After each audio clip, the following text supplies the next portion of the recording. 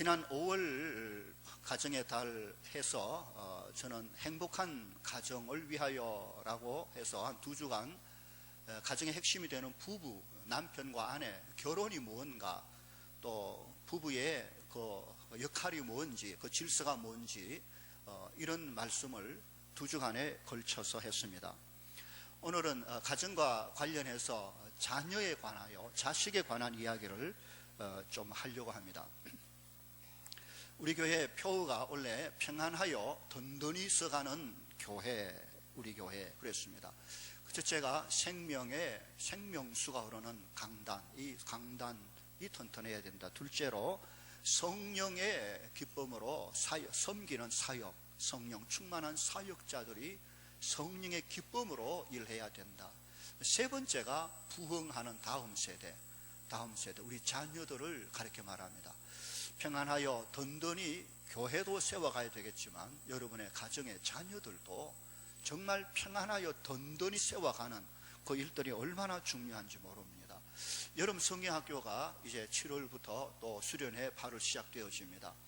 이것을 위하여 수고하는 우리 교사들 또 교역자들 땀 흘려 애쓰는 다음 세대를 위한 이 발부둥침에 여러분이 함께하고 기도하고 협력해 주어야 될 것입니다. 자녀 교육, 다음 세대, 어쩌면 이것만큼 중요한 일이 없을 것입니다. 실제로 여러분 생각해 보십시오. 세상에 여러분에게 무엇이 가장 소중합니까? 자식만큼 소중한 게 있습니까? 없습니까?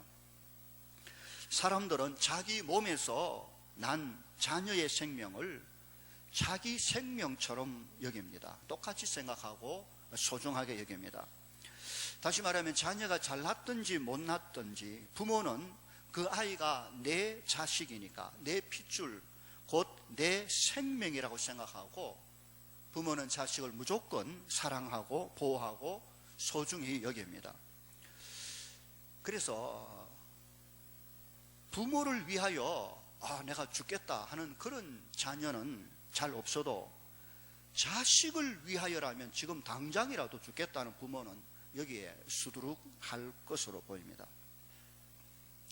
그런 점에서 생각해 보면 우리 하나님도 똑같다는 생각을 가집니다. 하나님께서 그 자녀된 우리를 사랑하시는 것을 보면 바로 이런 몇 가지 특징을 가집니다. 그 첫째가 하나님은 우리를 무조건 사랑하십니다. 둘째로 끝까지 사랑하십니다. 세 번째로 말 안 들으면 때려서라도 징계해서라도 사랑을 해보시겠습니다. 또한 하나님 우리 입장에서 보면 엄청 손해를 보시면서도 우리를 사랑하십니다. 그리고 또 하나는 죽으시면서까지, 자기 아들을 십자가에 죽이시면서까지 저와 여러분을 사랑하시는 것이 하나님의 사랑입니다. 저와 여러분이 하나님으로부터 이런 사랑을 받고 있다는 사실을 알고 하나님 앞에 감사할 수 있기를 주의 이름으로 축원합니다. 세상의 모든 부모들이 자기 자식에 대하여 가지는 소원 하나의 마음이 있다면 무엇일까요? 그것은 그의 자녀가 모든 면에 있어서 다 잘 되는 것이죠. 자식이 건강하기를 바라고 부자 되기를 바라고 행복한 가정을 이루어 살기를 부모들은 바라고 소원합니다. 하나님을 믿는 믿음의 부모라면 그 자녀가 하나님을 더욱 잘 믿고 다른 사람들을 잘 섬기고 교회나 세상에서 존경받는 그런 자녀들이 되기를 날마다 어쩌면 기도하고 바라고 소원할 것입니다. 그런 점에서 보면 우리 하나님도 똑같을 것입니다. 우리가 예수 믿고 구원받아 하나님의 자녀가 되었다면 아버지 하나님께서 그 자녀된 우리에게 바라는 바 그 소원이 무언가를 생각하면서 믿음 생활할 필요가 있는 것입니다. 내가 내 자녀에게 바라는 바, 그것은 하나님이 우리에게 바라는 바와 별하등 다르지 않다는 걸 생각해야 됩니다. 그런데 문제가 있습니다. 그건 뭔가 하면 자식이 부모가 바라는 대로, 부모가 소원한 대로, 부모가 기대한 대로, 가르치는 대로 그렇게 잘 행복하게 살아주면 좋겠는데 그게 잘 안 되는 게 문제입니다. 잘 됩니까? 그런데요, 이 안 되는 것이 사람에게도 물론이지만 하나님도 그게 잘 안 된다는 게 문제입니다. 하나님. 자녀가 부모의 마음대로, 부모 뜻대로, 부모 계획대로, 소원대로 커주면 얼마나 좋겠습니까? 우리가 하나님의 자녀로서 하나님의 말씀대로, 하나님의 뜻대로, 하나님의 소원 기대대로 그렇게 살아가 드리면 얼마나 좋겠습니까? 그런데 육신의 부모의 그 자녀가 마음대로 안 되듯 하나님의 자녀인 우리도 그것이 하나님의 마음대로 뜻대로 잘 안 되는 게 문제입니다. 다른 것은 웬만하면 다 마음대로 할 수 있겠는데 자식만큼은 유독 부모의 마음대로 뜻대로 잘 안 됩니다. 그렇게 열심히 키우고 정성을 쏟아 희생을 하여 교육을 시켜 주었는데도 불구하고 그 자식이 그 부모의 가슴에 못을 박는 자녀가 얼마든지 있는 것입니다. 그런데 그 반면에 어떤 부모는 우리가 볼 때 별 잘 해주지도 대단한 것을 자녀에게 쏟지도 않았는데도 불구하고 그 자식이 알아서 이쁘고 착하게 열심히 멋지게 크는 경우도 볼 수가 있는 것이 정말 신기합니다. 그만큼 잘해줬는데도 삐딱하게 나가는 자녀가 있는가 하면 별로 잘해주지 못했는데도 멋지게 알아서 크는 그런 자녀도 있는 걸 보면 신기합니다. 자식이 잘 컸으면 하나님의 은혜인 줄 알고 하나님 앞에 감사할 수 있기를 바랍니다. 혹 여러분의 자식이 잘못 컸다 할지라도 원래 자식은 부모 마음대로 되는 것이 아니라는 것을 생각하고 절대로 낙심하지 마시기를 바랍니다.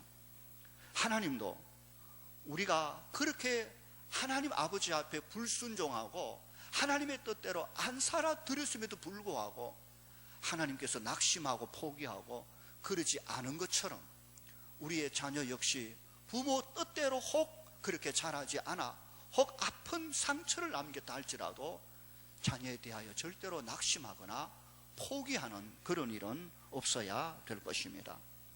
오늘 보면 시편 127편 중에서 저는 3절 이 한 절에 집중합니다. 보라, 자식들은 여호와의 기업이요 태의 열매는 그의 상급이로다 그랬습니다. 옛날 성경 번역에는 자식은 여호와의 주신 기업이다 라고 주셨다는 말을 거기다가 붙여놨습니다. 자식은 하나님이 주셔서 받은 것입니다. 자식은 땅에서 솟아난 게 아니라 하나님이 창조하여 그 가정에 보내주신 것입니다. 맡겨주신 것입니다. 하나님이 우리의 자식을 우리 가정 부모를 통하여 주시되 영영 주시지 않았습니다. 맡겨주신 것입니다. 그 자식에 대한 소유권은 여전히 하나님 자신이십니다. 사람이 죽으면 그가 부모에게로 돌아가는 것이 아니라 그를 창조한 주인된 하나님께로 결국 돌아가는 것을 보면 압니다. 자식은 부모의 소유가 아니라 하나님의 소유입니다. 여기 기업이라는 말이 나오는데 성경의 기업은 땅을 말합니다. 기업을 물려주었다. 이스라엘 자손들이 기업을 땅을 말하는데 그 땅 역시 하나님의 것이며 그 백성들에게 기업으로 땅을 주신 것입니다. 그 땅은 열심히 농사를 지어야 합니다. 가만히 있는데 그 땅에서 곡식이 풍성하게 나는 법은 없습니다. 농부는 농사 짓는 법을 익히고 땀을 흘려 부지런히 수고해서 그 땅을 통하여 많은 소득을 올려 기쁨을 누릴 수 있어야 합니다. 그렇지 않으면 큰 아픔과 고통을 겪을 수도 있는 것입니다. 하나님이 우리에게 자식을 기업으로 땅, 농사 지었는 땅 기업으로 주셨습니다. 우리는 자식 농사를 얼마나 잘 지으셨습니까? 지금 자식으로 인하여 얼마나 큰 기쁨을 누립니까? 아니면 아픈 가슴을 그대로 가지고 있습니까?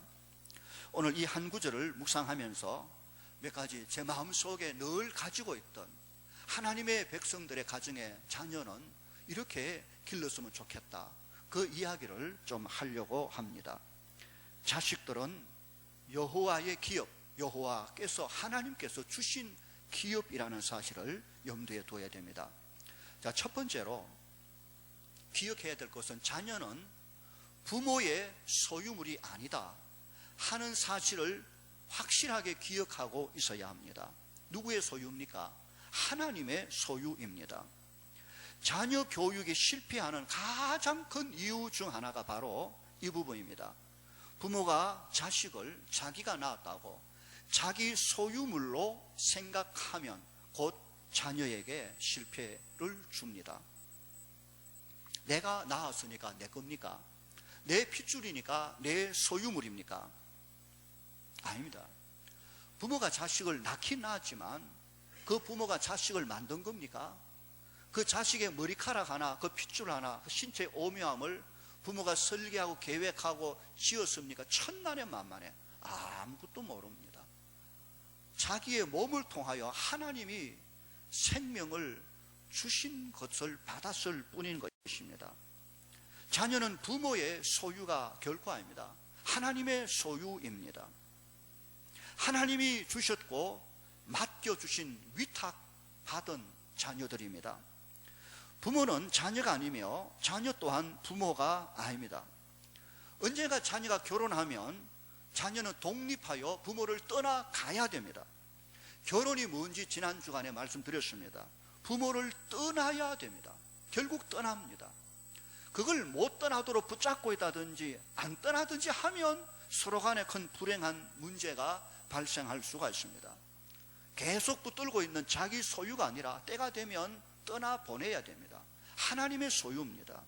낳아서 키우며 온갖 미운정, 고운정 다 들은 사랑하는 자녀지만 내 자식이 맞지만 엄밀히 말하면, 법적으로 말하면 자녀는 하나님의 소유이지 부모의 소유가 아닌 것입니다.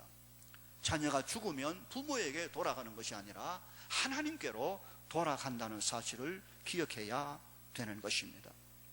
부모는 하나님이 맡겨주신 자녀 양육에 대한 책임이 있고 자녀로 인한 행복과 기쁨과 즐거움을 누릴 수 있는 하나님의 은혜가 있긴 하지만 자녀가 부모의 소유물은 아니라는 걸 기억해야 됩니다. 부모가 최선을 다하여 자녀를 키워야 하지만 그러나 그 후엔 하나님께 맡겨드려야 되는 것입니다. 마치 자신이 그 자녀에 대해 처음부터 끝까지 다 책임질 수 있는 것처럼 행동하면 안 되는 것입니다. 모세가 태어났을 때 그 당시 상황은 굉장히 위험했습니다. 바로 왕이 처음 난 이스라엘 자손의 아들을 다 죽이는 그런 현실이었습니다. 부모는 그 모세의 핏덩어리를 안고 숨겨 석 달을 최선을 다하여 키웠습니다. 그러나 더 이상 아이가 울고 크기 때문에, 울음소리 때문에 더 이상 부모가 품을 수 없는 한계에 이르렀습니다. 더 이상 부모로서 할 수 있는 일이 없습니다. 그는 아이를 갈대 상자에 사서 그리고는 그 아이를 나일 강에 띄워 보냅니다. 아이를 버린 것입니까? 아닙니다. 내다 버린 게 아니라 그들은 그 아이를 하나님 손에 맡긴 것입니다. 그 이후에 모세의 모든 인생의 모든 것은 하나님이 알아서 하셨습니다. 그를 이끄시고 그 생명을 붙드시고 그를 훈련시키시고 하나님 나라를 위해 사용하신 것은 하나님이셨지 그 부모가 아닌 것을 기억해야 됩니다. 만약에 모세의 부모가 내 아이니까 내가 끝까지 책임진다라고 아이를 떠나보내지 않았으면 이 핏덩어리를 어떻게 보내노 하고 붙잡고 있었으면 모세는 잡혀서 죽었을 것입니다. 아이는 모세의 부모의 소유가 아니라 하나님의 소유인 것을 우리가 알 수 있는 것입니다. 내가 낳았다고 내 것처럼 여기고 함부로 때리고 함부로 대하고 함부로 하면 안 되는 이유도 거기에 있는 것입니다. 잘 키워야 될 책임은 있지만 내 소유물은 아닌 것입니다. 주인이 따로 있습니다. 하나님이십니다. 에베소서 6장 4절에 또 아비들아 너희 자녀를 노엽게 하지 마라. 마치 내 물건인 양 함부로 취급하여 자녀로 하여금 화나도록 그렇게 하지 마라. 오직 주의 교훈, 주님의 교훈과 훈계로 양육하라고 말했습니다. 때릴 일이 있거든 주인에게 물어보십시오. 내 자식 내 마음대로 때리는데 네가 와 그러지 말고 하나님이 계심을 알고 기도하고 이 아이를 때려야 될 분명한 이유가 있을 때 주의 허락 받고 매도 들고 그렇게 해야 되는 것입니다. 자녀의 양육의 책임이 부모에게 있지만 자녀의 소유권은 부모가 아니라 하나님이심을 기억할 수 있기를 주의 이름으로 축원합니다. 둘째로, 자녀는 태어날 때부터 죄를 가지고 태어난다는 사실을 절대로 잊지 말아야 됩니다. 아이가 나서 한두 살 되면 천사처럼 이쁘고 귀엽고 정말 눈에 넣어도 아깝지 않을 만큼 그렇게 사랑스러워 보여도 죄 가운데 태어난 죄 덩어리라는 걸 기억해야 됩니다. 이 이쁜 아이를 가만두면 이 아이가 알아서 잘 크겠지, 천만에 만만에. 알아서 잘 커서 알아서 천국 가는 게 아니라 가만두면 지가 알아서 지옥에 갑니다. 농사할 땅을 가만두면 곡식이 무럭무럭 풍성히 자랍니까?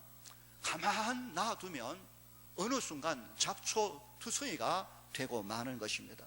농부는 끊임없이 잡초를 뽑아주고 돌을 주고 거름을 주고 물 주고 하는 수고를 해야 되는 것입니다. 자녀도 태어날 때 죄인으로 죄 가운데 영적으로 죽은 상태 속에 태어납니다. 가만두면 죄의 결과물이 사정없이 쏟아져 나옵니다. 이렇게 착하고 이쁜 아이를 놔두면 이쁘게 자라는 것이 아니라 저절로 거짓말도 하고 가만 놔두었는데 때를 쓰고 악한 말을 하는 죄의 모습 정상이 다 얼만 가서 나타나는 것입니다. 보십시오. 아이를 키울 때 좋은 것은 바른 것은 아무리 가르쳐도 잘 안 되는데 나쁜 것은 안 가르쳤는데도 어떻게 그렇게 나쁜 말, 나쁜 욕심, 나쁜 이기심 이것은 잘합니까? 그건 가르쳤다기보다는 그 속에서 죄성이 밖으로 튀어나오는 것이기에 어쩔 수가 없는 것입니다. 가만두면 저절로 하나님께 돌아오는 법이 전혀 없습니다. 가만두면 그대로 지옥에 떨어집니다. 그러므로 부모는 하나님의 말씀으로 내 자식을 어렸을 때부터 가르치고 기도를 가르치고 그 마음에 하나님의 임재와 통치를 가르칠 수 있어야 됩니다. 유아 세례를 받게 하는 것은 아주 중요합니다. 아이가 무슨 믿음도 없는데 지각도 없는데 무슨 하나님 앞에 세례를 받냐? 아닙니다. 그 유아에게 세례를 베푸는 것은 그 아이의 믿음을 보고 주는 것이 아니라 아이를 위해서 줍니다. 믿음은 부모가 하나님을 믿고 부모의 서약을 받고 아이에게 세례를 주어 이 아이가 부모가 하나님을 믿고 살아가는 것처럼 이 아이도 그렇게 살아낼 수 있도록 부모 네가 책임져라, 약속을 해라 하고 부모가 서약을 하는 것입니다. 그래서 15살 될 때 아이가 스스로 자신의 신앙을 고백하기까지 부모는 하나님 앞과 교회 앞에 서약한 대로 아이의 양육에 최선을 다해 가야 되는 것입니다. 그래서 유아 세례 어렸을 때 부모가 하나님 앞에 서약하고 이 아이를 바르게 길러내는 것은 엄청나게 중요한 것입니다. 우리는 죄 가운데 아이가 나기에 가만두면 안 된다는 것을 압니다. 그러면 어렸을 때 부모가 양육할 수 있을 기간이 있을 때 반드시 해야 될 사항들이 있습니다. 그 첫 번째가 하늘과 땅을 지으신 창조주 전능하신 하나님을 그가 알게 해야 됩니다. 온 세상 만물과 아름다운 모든 창조물들을 바라보면서 우연히 저절로 어쩌다가 생긴 것이 아닌 이 모든 것을 계획하시고 설계하시고 지혜롭게 만드신 그 종류대로 지어서 이 땅에 주신 창조주 하나님에 대한 경외심, 하나님을 알게 됩니다. 무엇보다도 사람을 지으실 때는 영혼을 주셔서 어떤 피조물보다 탁월한 존재로 하나님과 교제할 수 있는 수준 높은 그런 피조물로 지으신, 나를 오묘하게 지으신 창조주 하나님을 어렸을 때부터 자기를 낳고 입혀주고 먹여준 어머니 아버지를 느끼는 것처럼 그 보이지 않지만 살아 온 세상을 지으시고 자신을 지으신 창조주 하나님에 대한 경외심, 신뢰감을 어렸을 때 부모가 보여주고 가르쳐 주어야 됩니다. 이거 놓치면 안 된다는 것이죠. 하나님을 아는 자로. 두 번째로, 이 아이가 태어날 때부터 인생은 죄 가운데 있다는 것을 알게 해 주어야 됩니다. 예수 믿으면 죄가 끝나버리는 것이 아니라 죄성이 끝까지 남아있어서 죄와 싸워야 될 존재, 죄 가운데 있다는 것을 알게 해야 됩니다. 죄, 하나님을 떠나며 말씀에서 벗어나는 것이 얼마나 무서운 죄라는 것을 알게 해 주어야 됩니다. 죄가 좋아지고 죄를 짓고 싶어하고 죄 쪽으로 가까이 가려는 성향이 우리 속에 이미 들어있는 것입니다.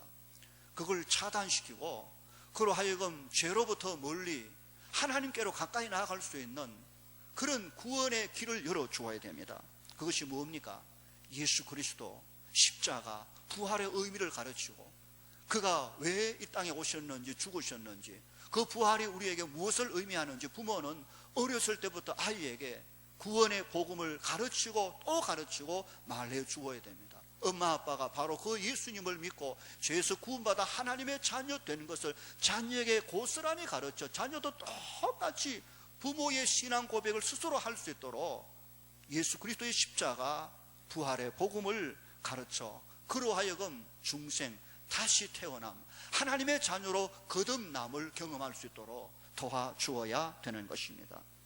네 번째로, 부모는 자식들로 하여금 하나님 아버지의 사랑을 받도록 하나님이 우리 아버지며 또한 내가 하나님의 자녀로 그 사랑 속에 있다는 것을 가르쳐 주어야 됩니다.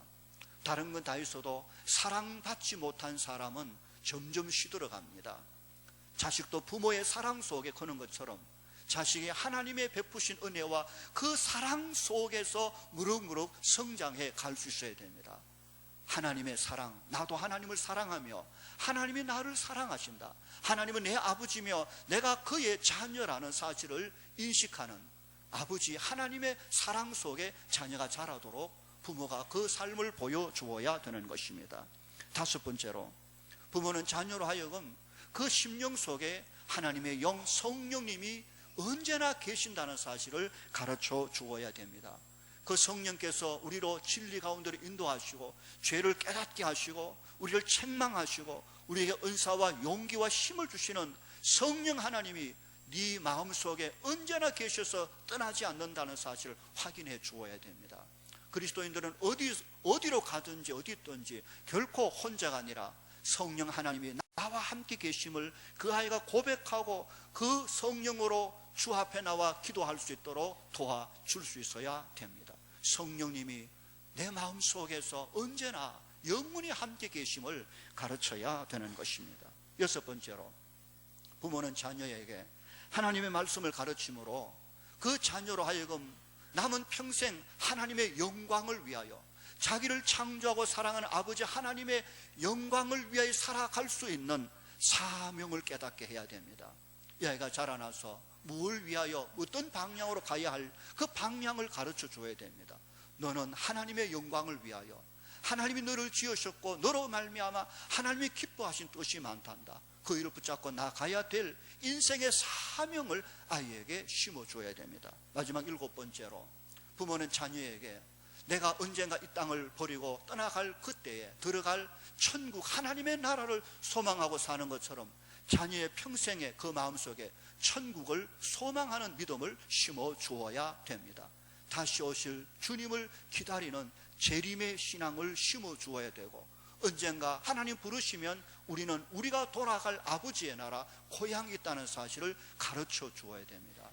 아이가 이 땅에 영적으로 방황하며 무엇을 해야 할지 어디로 가야 할지 그 길을 잃고 헤매는 자녀가 되게 하면 안 되는 것입니다. 부모는 하나님이 주신 이 자녀들을 맡아 양육할 때에 이런 중대한 것을 가르치고 보여줘야 될 책임 있는 사람임을 기억해야 됩니다. 이 모든 것은 안 가르치고 엉뚱한 것을 가르쳐 놓으면 어떻게 되겠습니까? 오늘 세 번째로 말씀드릴 수 있는 것은 우리가 자녀를 양육할 때 이 자녀로 하여금 하나님의 나라를 위한 그릇을 만드는 일에 신경을 써야 됩니다. 자녀를 그릇에 비유하면 부모된 마음으로 이 아이에게 있는 거 없는 거 다 갖다 부어서 가득 돈도 채워주고 뭐도 주고 집도 사주고 이렇게 담아주는 것이 아니고 무엇을 앞으로 많이 아름다운 걸 담을 수 있는 그릇을 만드는 옹기쟁이처럼 그런 부모가 되어져야 합니다. 많은 것을 담을 수 있는 그릇을 만들어줘야 되지, 그릇은 안 만들고 거기다가 막 이것도 담아라 저것도 담아라 하고 갖다 담아주는 일을 하면 안 된단 말이죠. 빈 그릇이라도 건강하고 튼튼하고 넓은 아름다운 그릇이 되면 나중에 하나님이 거기에 채워주신다는 것이죠. 자식을 건물로 치자면 부모가 그 건물을 막 세워주어서 높은 빌딩을 세워주는 것처럼 해주면 안 된다는 것이죠. 부모는 그 자식이 그런 집을 지어 나갈 수 있도록 기초를 튼튼하게 팔 수 있도록 도와줘야 돼요. 기도의 자리를 찾게 하고 하나님의 말씀을 찾게 하고 무릎 꿇게 하고 하나님의 뜻을 구할 수 있는 성령의 능력으로 다져질 수 있도록 큰 집을 지어 갈 수 있는 기초를 만들어 주는 일을 부모가 해야 되지, 그건 도외시하고 큰 집을 지어 주듯이 투자를 하면 안 되는 것입니다. 부모는 자녀의 기본을 잘 세워 주어야 됩니다. 그것이 무엇입니까? 품성 예절 교육입니다. 하나님을 믿는다는 것은 차원이 믿지 않는 사람과 너무너무 다릅니다. 그냥 땅의 것만 믿고 바라보고 살다가 죽을 사람과 영원한 하나님을 믿고 하나님의 법을 붙들고 사는 사람은 그 수준과 생각이 완전히 다릅니다. 그렇다면 거룩하신 영화로우신 하나님을 믿는 사람다운 삶을 살아내도록 가르쳐야 돼요. 그게 기본적인 인간의 예절, 기본 생활 습관입니다. 적어도 하나님을 믿는 사람이라면 기본적으로 정직한 영을 가질 수 있도록 도와줘야 됩니다. 성실하고 겸손하게 일할 수 있도록 그걸 만들어 주어야 됩니다. 진리를 사랑하고 정말 누군가를 사랑하고 다른 사람을 섬길 수 있는 이 가치를 그때 심어줘야 되는 것입니다. 예절 교육이 얼마나 중요한지 모릅니다. 하나님을 믿는 믿음 교육이란 곧 바로 그 하나님이 말씀하신 이 땅에 하나님의 자녀다운 삶, 곧 예절 교육, 품성 교육이 중요합니다. 인사하는 것부터 가르쳐야 됩니다.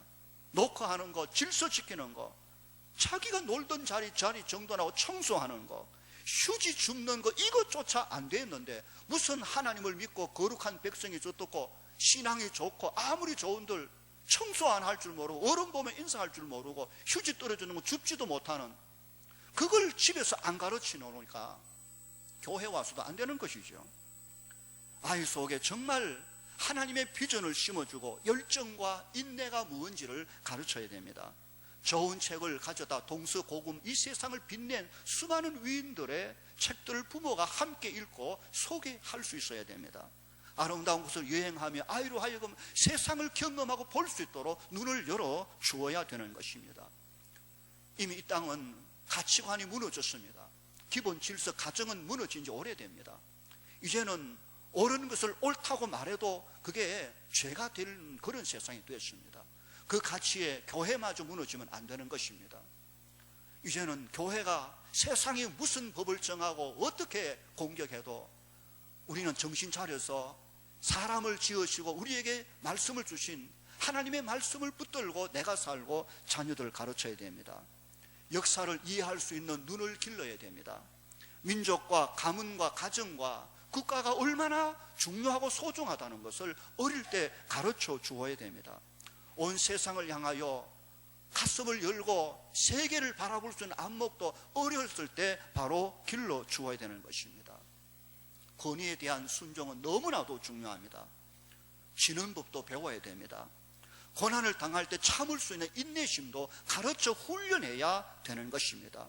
기다릴 줄 아는 법을 배우고 야단 맞을 줄 아는 법을 배워야 됩니다. 오냐 하며 키우고 한 번도 자식이 너무 사랑스러워서 야단도 매도 한 찰 안 때리고 키워놓으니까 이 아이가 밖에 나가서 세상에서 누군가로부터 책망을 받으면 견뎌내지를 못하고 반항을 하면, 내가 우리 아버지 엄마한테도 한 차례 안 맞고 자랐는데 당신이 뭔데 하고 덤벼들면 그건 사람 아닙니다. 오늘 그런 사람 아닌 사람들이 너무나도 많이 득세합니다. 그 자녀 집에서 그걸 못 가르친 것입니다. 그게 저절로 됩니까? 제가 말한 이것이 저절로 놔두면 이 아이가 가만 놔두면 그렇게 말한 가치관과 그런 품성과 예절이 지켜집니까? 인사하는 것도 공을 들여야 됩니다. 요즘 우리 아이들 보십시오. 인사하는가? 안 합니다. 그냥 뻘 쳐다보고, 어른이 지 앞을 지나가도 그냥 뭐 보듯이 보고, 내가 민망해가 지 앞에 고개 숙이고 얘야 안녕하십니까 이래 하면 지가 받아주는 시대가 됐다니까요. 이게 놔두면 안 됩니다. 그 붙잡아 가지고 어쩌든 가르쳐야 됩니다. 예전에 제가 옛날 집에 살 때 공부하다가 밖에서 애들이 막 장난치면서 막 욕을 하는 경우가 있어요. 그러면 제가 공부하다 아무 바빠도 뛰어나와가지고 욕하는 애 찾아냅니다. 누가 욕했나?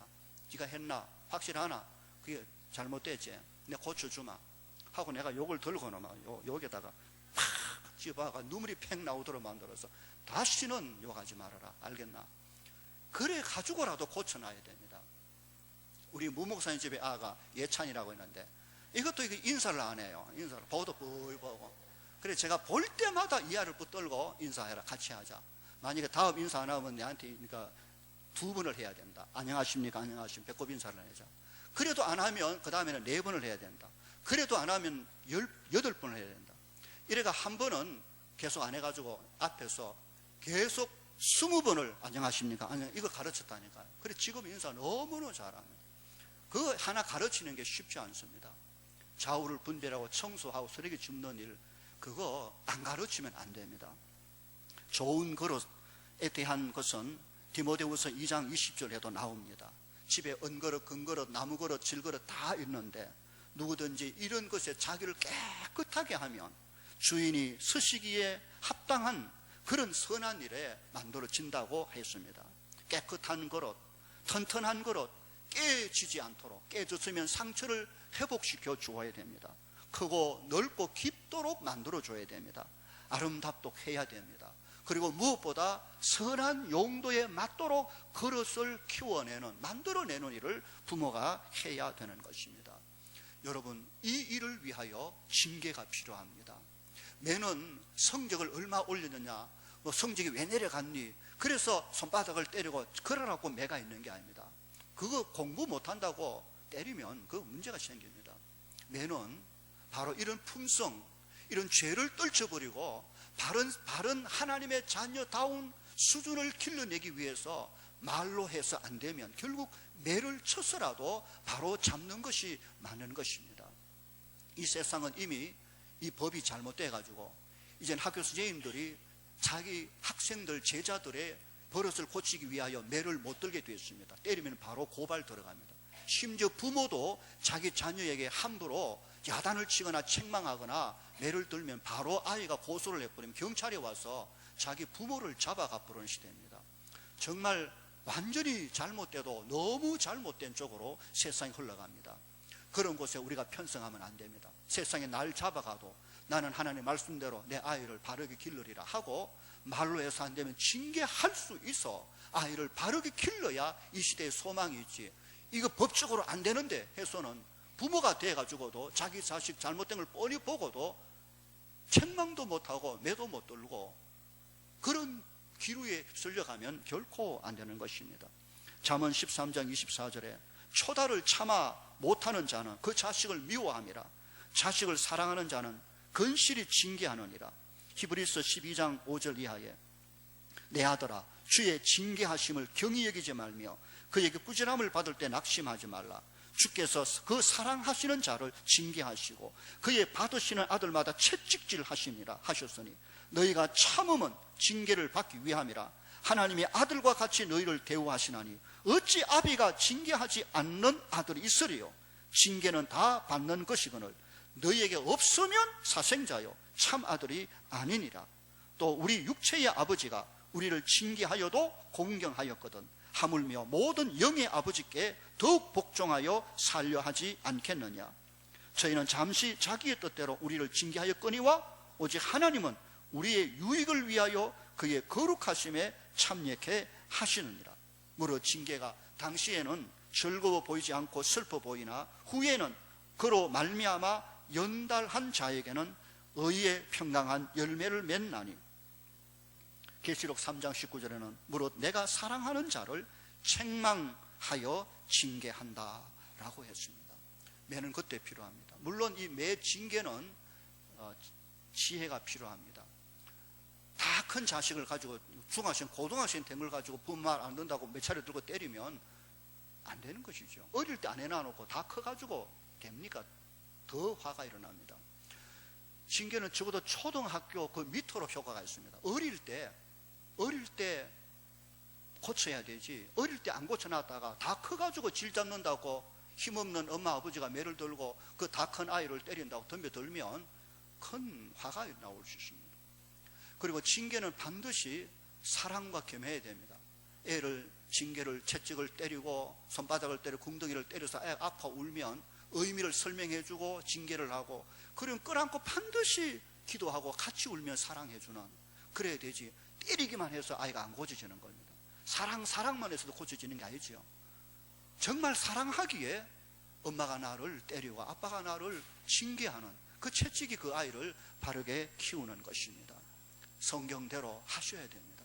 그래서 우리 하나님을 믿는 자녀들이 정말 예의 바르게, 이 세상에 누가 봐도 하나님을 믿는 사람다운 영적인 그리고 삶의 수준과 도덕적 윤리적 수준을 높여, 그래야 세상을 주께로 인도할 수 있는 것입니다. 이 자녀를 하나님 앞에 바로 세우는 일에 성공할 수 있는 저와 여러분 되기를 주의 이름으로 축원합니다. 또 하나 잠시 설명하자면, 부모는 자식에게 사명을 발견하고 밀어줘야 됩니다. 돌 하나 풀 하나에도 하나님의 설계와 뜻과 목적이 있어 창조했습니다. 하물며 사람에게 그냥 보내겠습니까? 그 자식에게 하나님의 생각과 계획과 뜻이 있음을 부모가 면밀히 살펴보아야 됩니다. 어릴 때부터 행동과 같이 교제하며 여행하며 책을 읽으며 기도하며 예배하는 가운데 하나님이 이 아이에게 주신 은사들을 찾는 일이 필요합니다. 이미 학교 교육은 그런 것을 포기해 버렸습니다. 세상은 획일적인 교육, 오로지 시험 쳐서 성적 순으로 아이를 평가하는 시대에 우리 아이들이 희생 제물이 되면 안 되는 것입니다. 머리만 좋으면 무조건 1등하고 머리 나쁘면 무조건 꼴등하고, 성경은 그렇게 가르친 적이 없습니다. 머리가 별로 안 좋은 것 같은데도 불구하고 어느 누구도 따라올 수 없는 상상력, 손재주, 말재주, 노래, 글재주, 운동, 악기, 엄청난 다양한 방편으로 하나님이 각자에게 꼭 맞는 은사들을 다 주셨는데 부모가 이를 보지 못하는 것이 문제인 것입니다. 정말 우리 자녀에게 하나님 주신 은사가 뭔지 교회 선생님과 목사님과 학교 선생님과 친구들과 함께 서로 논의하고 기도하며 어렸을 때 하나님 주신 은사, 그 재능, 이것을 발견해서 밀어주고 기도하면 아이가 쭉쭉 어떤 아이든지 성공하고 아름답게 클 수 있을 것인데, 그건 하나도 못 보고 오로지 공부 잘하나 못하나, 그 애가 죽을 지경이죠. 공부 잘한다는 게 노래를 하나만 잘하는 것도 그 애는 그게 지 공부고 잘하는 거 아닙니까? 그림 잘 그려도 그렇고 운동 잘해도 그렇고, 뭐든지 하나님의 주된 은사들을 잘 발견하여 양육할 수 있어져야 됩니다. 마지막으로 말씀드릴 것은 어떻게 이 자녀를 키울 수 있을까요? 첫 번째로 자녀 교육의 교실을, 가장 중요한 환경 교실이 있는데 그것은 가정입니다. 가장 중요한 학교가 다른 곳이 아닌 가정입니다. 아이는 거기에서 부모로 말미암아 태어나고 그 피투성이가 됐을 때부터 부모의 보호와 사랑 속에, 그 교훈 속에 아이가 점점 형성돼 가는 그때야말로 너무너무 중요합니다. 태어나서 아장아장 걷고 말을 배우며 먹고 사랑받으며 저도 사람다운 모습으로 갖추어 갈 수 있는 모든 것이 바로 그 가정 어릴 그때인 것입니다. 이때 기본 교육이 다 될 수 있어야 됩니다. 여러분의 가정이 아이를 위한 학교, 하나님의 학교라는 사실, 그저 밥 먹고 잠자고 쉬다 가는 곳이 아닌 여기가 하나님이 세운 아이를 위한 하늘 학교라는 것을 잊지 마시기를 바랍니다. 둘째로, 그 학교에 누가 교사입니까? 교사는 부모입니다. 부모만큼 잘 가르칠 수 있는 교사가 없습니다. 왜냐하면 부모만큼 그 자식을 사랑하는 사람도 없기 때문에 그런 것입니다. 어떻게 가르칩니까? 부모 자신이 하나님의 말씀을 사랑하고 하나님의 자녀다운 삶을 살려고 노력하는 것을 보여주는 것만큼 자녀도 그렇게 큽니다. 나는 못 배웠고 나는 교사도 아니고 나는 가르칠 수 있는 게 없는데요, 천만에 만만해요. 우리에게 그런 걸 가르치라고 말하는 게 아니라 삶을 가르쳐야 되죠.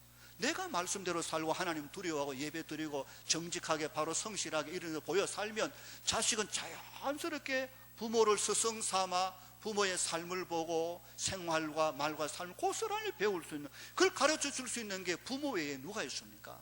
그러므로 부모가 교사이지 이 중요한 교사 일을 부모가 안 하고 누구에게 맡긴 것입니까? 밥 먹여주고 잠재워주면 다 됩니까? 그게 아니지 않습니까? 교과서는 뭡니까? 성경입니다. 하나님의 말씀, 그 속에 우리를 향한 주의 뜻이 다 들어있기에 그 말씀 붙들고 그 말씀대로 살고 그 말씀대로 가르치는 것이 너무 필요합니다. 목표는 예수 그리스도, 그의 성품을 닮아가는 것, 하나님의 형상을 회복해가는 그 일들이 목표인 것입니다. 이 아이가 정말 하나님을 경외하고 하나님의 사람으로 그 성품을 회복해 가는지를 잘 지켜볼 수 있어져야 됩니다. 이 모든 중요한 일이 어디서? 가정에서 이루어져야 됩니다. 그러면 학교는 뭐예요? 학교는 보조수단입니다.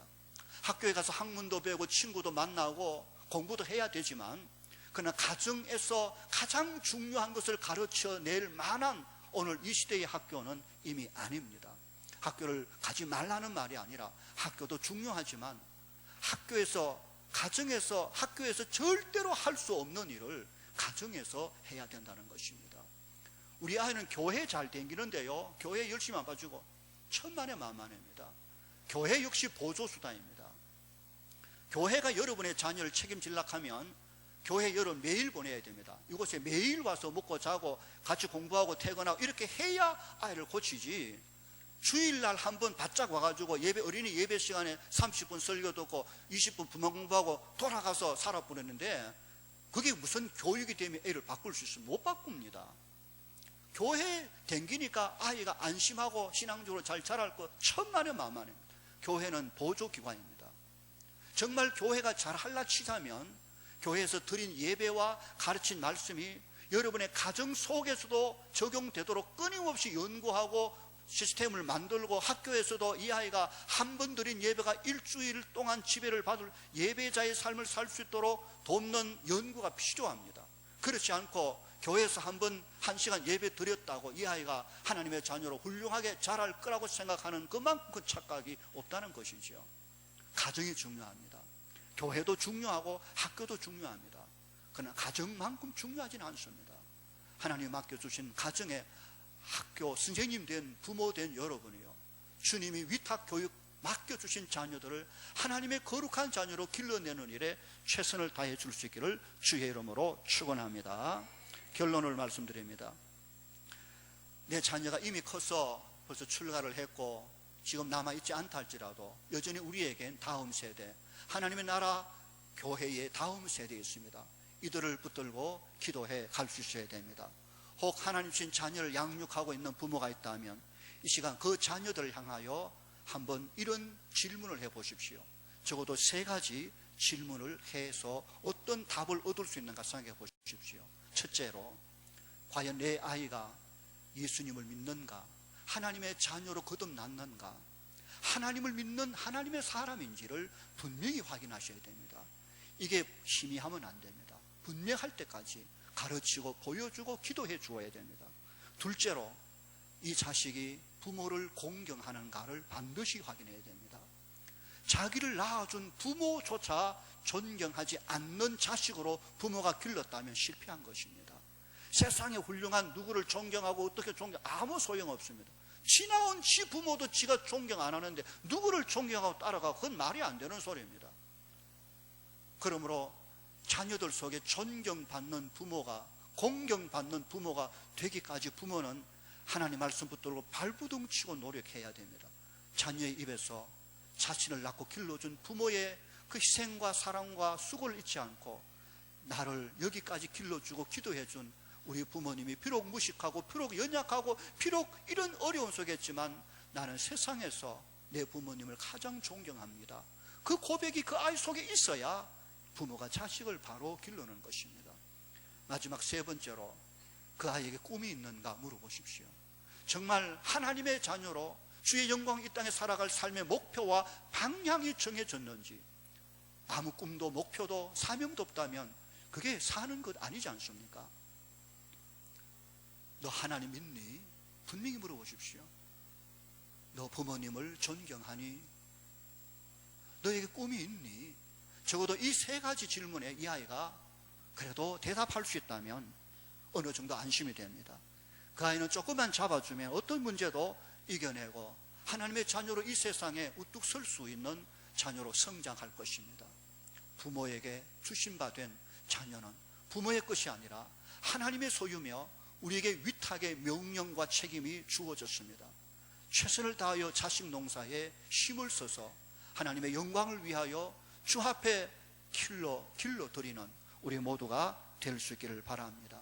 그래서 자녀로 인한 이 땅에 진정으로 주님이 상급, 자녀로 인한 행복이 여러분에게 말할 수 없는 상급이 되고 하나님 나라의 큰 기쁨이 되는 자녀 농사에 성공하는 우리 모든 성도들의 가정과 우리 교회 될 수 있기를 주의 이름으로 간절히 축원합니다.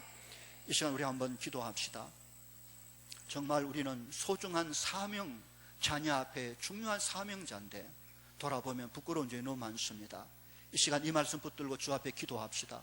주여, 저희에게 이 하나님 말씀을 붙들고 주님 맡겨주신 자녀들을 하나님 앞에 아름답게 길러낼 수 있는 지혜와 용기와 믿음과 삶을 주시옵소서. 연약한 가정의 자녀들이 다시 회복되어질 수 있도록 은혜를 베풀어 달라고 이 시간 자신과 사랑하는 자녀들, 다음 세대를 위하여 다 함께 통성으로 한 1분 정도만 우리 소리내서 함께 기도하는 시간을 갖길 원합니다. 다 함께 기도하겠습니다. 거룩하신 아버지, 은혜 감사합니다. 주님, 우리에게 생명을 주시 가정을 주시되 또한 자녀를 허락하여 주셔서 감사합니다. 정말 소중한 귀한 생명 맡겨주셔서 하나님의 영광 위에 길러라 하셨지만 우리가 바로 감당하지 못했는 죄를 주여 회개하오니 용서하여 주시옵소서. 자녀가 하나님의 소유인 것을, 자녀의 생명과 삶의 주인이 부모가 아니라 하나님인 것을 인정하게 해 주옵소서. 주께로부터 받은 자녀에 대한 양육의 책임을 다하는 저희들 되게 하여 주시옵소서. 오 주여, 자녀들이 죄 가운데 났지만 십자가의 복음으로 말미암아 거듭나는 구원의 백성이 되어지기까지 부모의 헌신과 수고가 있게 하여 주옵소서. 자녀들이 하나님의 자녀다움의 수준과 하나님의 성품을 가질 수 있도록 어렸을 때부터 그 부모의 그 삶을 통하여 자녀들을 바른 진리 위에 세워갈 수 있도록 은혜를 베풀어 주시옵소서. 세상에 내어놓았을 때 세상이 부러워할 수 있는 하나님의 거룩한 백성으로 살아갈 수 있도록 꿈과 소망을 덧입혀 주시옵고 아이들로 천국의 그 영광의 나라를 바라보고 달려갈 수 있는 자녀들 삼아 주시옵소서. 거룩하신 아버지 감사합니다. 가정이라는 소중한 하나님의 공동체를 주셔사오고 그 일을 감당해야 할 책임, 특별히 자녀 양육에 대한 소중한 임무를 저에게 맡겨주셨는데 오 주여, 돌아보면 심히 부끄러운 마음 주 앞에 금할 길이 없습니다. 다시 한번 우리의 눈을 열고 마음을 열어 주의 말씀을 붙들게 하시고 주께서 맡겨주신 다음 세대 그 심령 속에 십자가의 복음을 심고 하나님 나라의 거룩한 백성으로 바꾸어 주의 영광을 세상에 드러내는 귀한 이 사명 감당하는 모든 부모들, 모든 가정, 교회 되게 해 주시옵소서. 예수님 이름으로 기도하옵나이다. 아멘.